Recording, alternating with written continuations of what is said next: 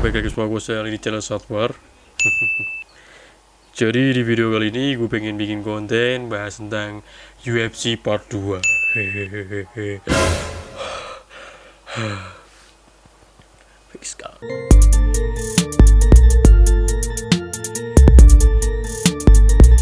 Oke, jadi video kali ini seperti video part pertama, yaitu gue membahas tentang UFC Khabib Nurmagomedov ya. Di part 2 ini gue pengen membahas UFC tentang ini nih, bintang baru di UFC. Namanya siapa? Lu pasti pecinta UFC udah pernah tahu siapa namanya ya.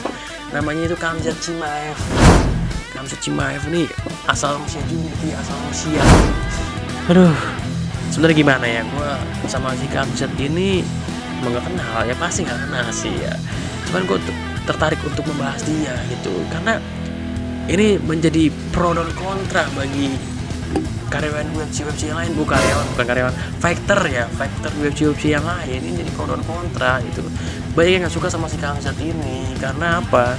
Dia baru datang di UFC, terus baru beberapa kali bertanding, tiba-tiba dia masuk dalam top 15 fighter unggulan gitu.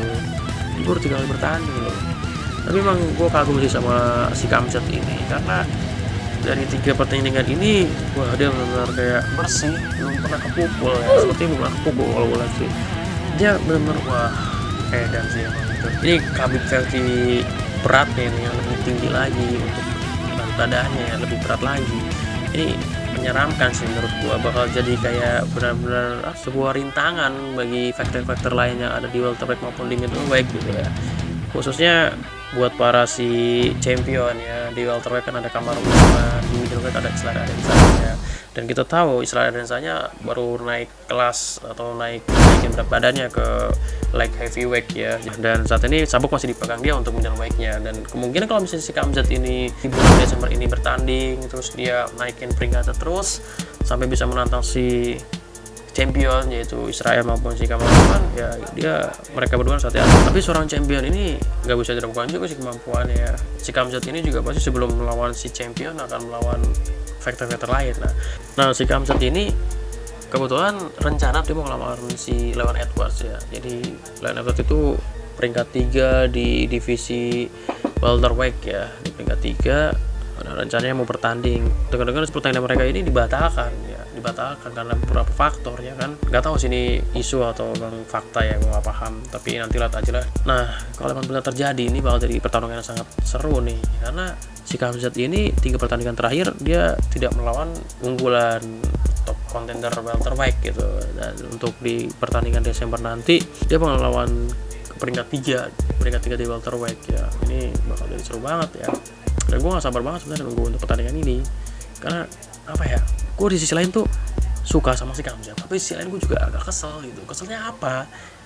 Kenapa ada orang jago kayak dia gitu masuk di welterweight, sedangkan di situ ada jagoan gue, yaitu si Kamaru Usman sama si Stylebender ya, si Israel Adesanya. Aduh, kalau misalnya benar-benar mereka ketemu, aduh, gue bakal deg-degan abis ini nontonnya. Gue bingung mendukungnya mana gitu. Gue kesel gitu doang sih, karena nih si Khamzat apa ya, menjadi sebuah peluru yang sangat tajam gitu bagi faktor-faktor lain. Faktor lain tuh mau bertarung kayak dia kayaknya agak menghindar gitu. Kenapa ya? Gue juga grapplingnya bagus, submissionnya bagus, strikingnya bagus.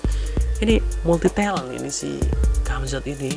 Gue sih berharap dia bisa ketemu sama si Robert Whittaker dulu nih, kalau nggak si Jorge Masvidal ya, biar kelihatan dulu nih dia bisa nggak sih ngalapin top contender ya. Dengan Leon Edwards juga sebenarnya udah cukup sih buat membuktikan apakah si Khamzat ini benar-benar tajam atau enggak gitu ketika melawan top contender. Kalau memang dia bisa mengalahkan si Leon Edwards nanti, wah berarti benar-benar mau menakutkan ini bagi fighter lain, khususnya di champion ya. Apalagi dia punya ambisi atau punya tujuan untuk menjadi seorang double champ ya, seperti Conor McGregor sebelumnya, dan Daniel Cormier dan faktor-faktor lain yang pernah megang 2 sabuk di 2 divisi yang berbeda. Ini bisa aja sebenarnya dapetin sama si Khamzat ini ya. Ya itu sih sebenarnya yang gue bahas, cuman sebenarnya ini nggak ada pembahasan spesifik ke Khamzat Chimaev. Gue baru menyadari rata-rata orang Rusia yang bertarung di UFC ini jago-jago loh serius, dan itu nggak usah diraguin orang Rusia. Gue salut sih sama faktor-faktor Rusia, hebat-hebat ya emang sih ya. Si Khamzat salah satunya juga salah satu faktor yang ada di UFC dan berasal dari negara Rusia. Aslinya dia orang Rusia, tapi dia memang tinggal di Swedia ya. Si Khamzat ini kan belum kelihatan untuk perjalanannya di UFC seperti apa. Kita lihat pertandingan selanjutnya ya, siapa tahu dia kalah ke depannya. Dan itu akan menjadi sebuah berita yang sangat heboh ketika si Khamzat pertama kali kalah gitu. Tapi gue gak nyumpahin ya, siapa tahu kan pikir. Karena di atas ring, di atas oktagon tuh gak ada yang tahu apakah ada apa yang akan terjadi di sana gitu. Seorang Conor McGregor aja bisa kalah dengan Nate Diaz ya, lo tau kan. Tapi memang setelah pertandingan kalah tersebut dia bisa membalas kekalahannya ya. Nah itu aja sih, ini pembahasan UFC kali ini seperti ini aja ya.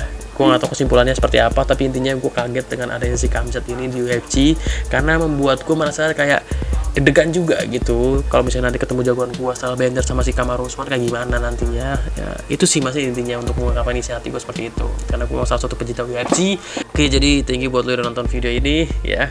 Jangan lupa saksikan video satu orang yang lainnya, dan see you next time.